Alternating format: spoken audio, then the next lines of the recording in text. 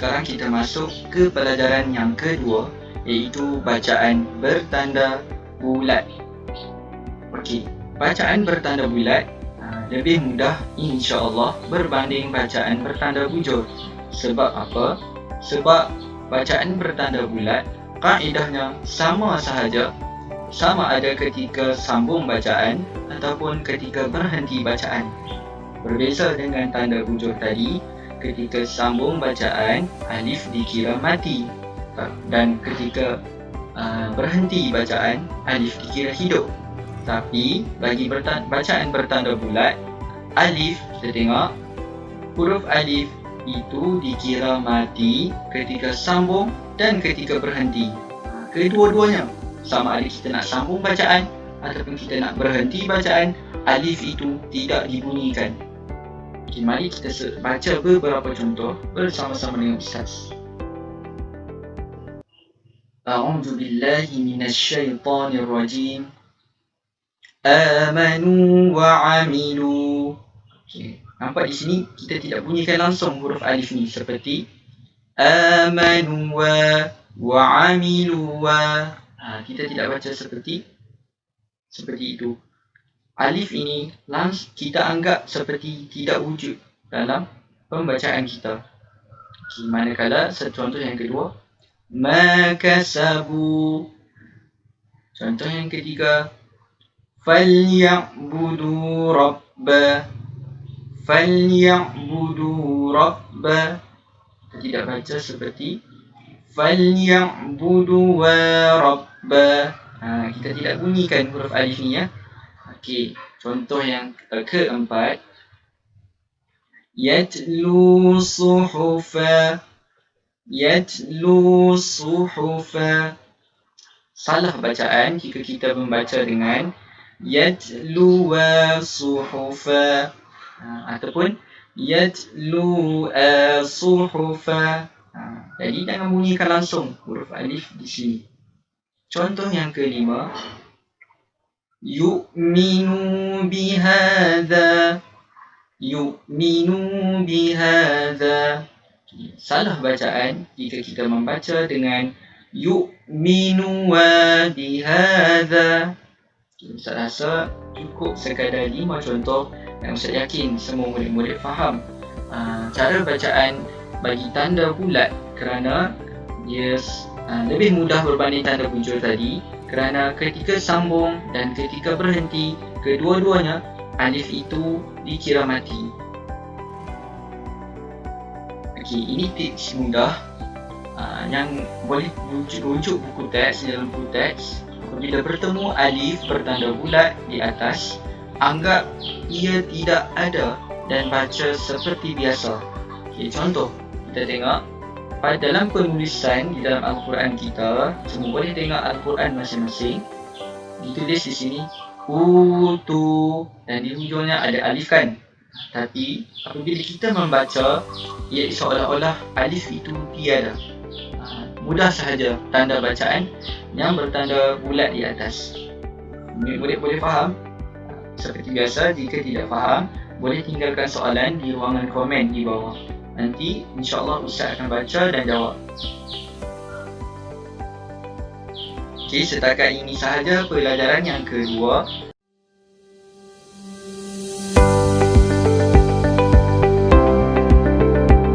Iaitu mengaplikasikan pengetahuan dalam pembacaan sebenar Al-Quran. Kita nak sekarang ni kita nak baca betul-betul surah-surah lazim yang ada di dalam Al-Quran.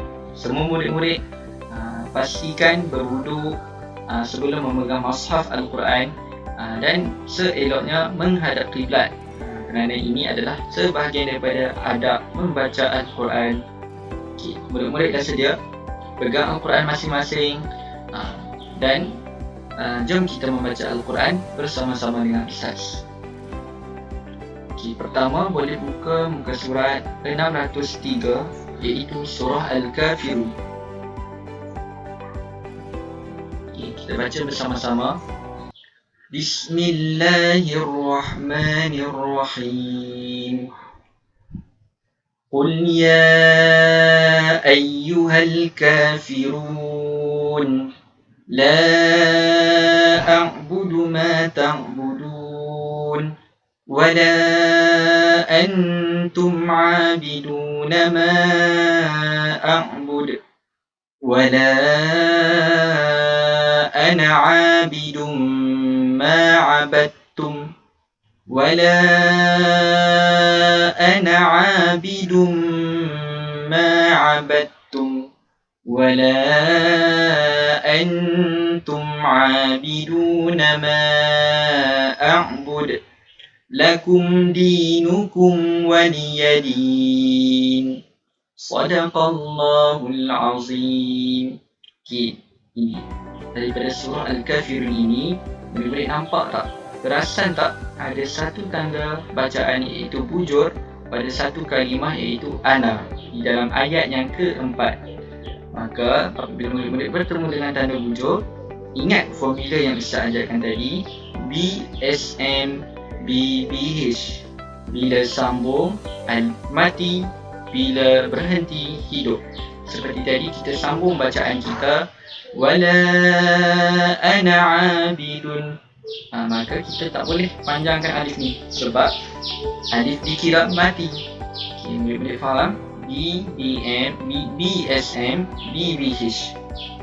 Okay, seterusnya surah kedua, surah Quraisy. Bismillahirrahmanirrahim. لإيلاف قريش إيلافهم رحلة الشتاء والصيف فليعبدوا رب هذا البيت الذي أطعمهم من جوع وآمنهم من خوف. Boleh tengok pada ayat yang ketiga, فَلْيَعْبُدُوا رَبَّ هَذَا الْبَيْتِ. Kalau murid-murid perasan, huruf alif di atas ini, di atas huruf alif ini mengandungi tanda bacaan bulat. Maka seperti yang kita belajar tadi, kaedah mudahnya adalah bila bertemu alif yang bertanda bulat, anggap alif itu tidak wujud dan pembacaan dan tidak dibunyikan ketika dalam pembacaan. فَلْيَعْبُدُوا رَبَّ. Jangan baca فَلْيَعْبُدُوا رَبَّ. Murid faham? Saya rasa Alhamdulillah semua murid-murid dapat mengaplikasikan ilmu tentang tanda bacaan bulat dan bujur ketika membaca Al-Quran.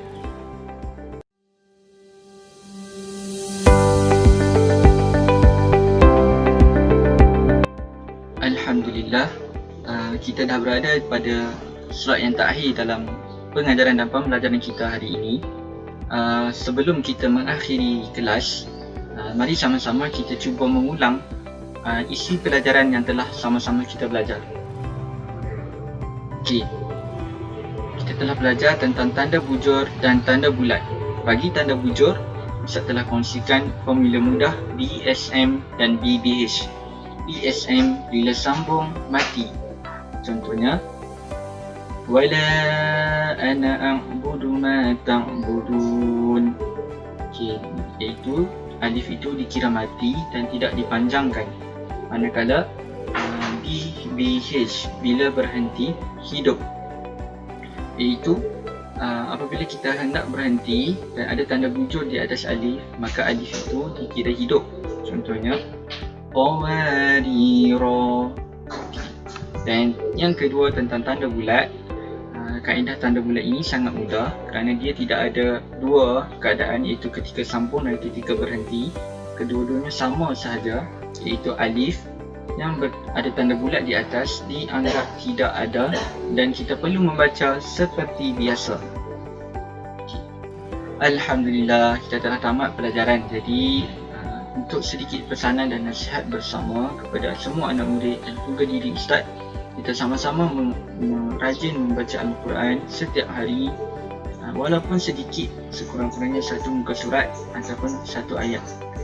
Kita mencontohi adik Masyitah seperti di dalam gambar ini.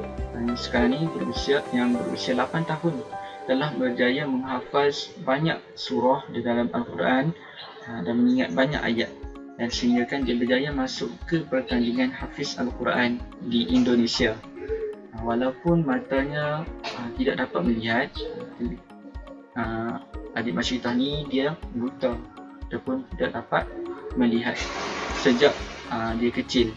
Jadi tapi itu tidak menjadi penghalang kepada adik Masyidah untuk dekat dengan Al-Quran dan rajin membaca Al-Quran. Okay. Dan Ustaz tamatkan kelas kita pada hari ini dengan Ustaz kongsikan hadis Rasulullah SAW tentang kelebihan membaca Al-Quran, iaitu sesiapa yang membaca satu huruf daripada Al-Quran, maka baginya satu kebaikan, dan satu kebaikan itu bersamaan dengan 10 gandaan. Tidaklah aku katakan yang alif lam mim itu satu huruf, bahkan alif satu huruf, lam itu satu huruf, dan mim itu satu huruf. Maksud daripada hadis Rasulullah SAW ini, setiap kali kita membaca Al-Quran akan dikira satu persatu huruf yang kita bacakan, dan setiap satu huruf itu dikira seperti 10 kali ganda. Dan jadi ketika kita membaca alif lam mim, maka ada 3 huruf di situ, jadi satu huruf 10, huruf lam 10, huruf mim 10, semua sekali 30 kali gandaan. Jadi kesimpulannya, tengok apa pesan Yaya di bawah. Bacalah Al-Quran setiap hari walaupun sedikit. Wallahualam, setakat ini itu saja daripada Ustaz. Saya minta maaf salah silap dan kekurangan. Jika murid-murid ada soalan yang ingin ditanyakan, boleh tulis di ruangan komen di bawah. Assalamualaikum warahmatullahi wabarakatuh.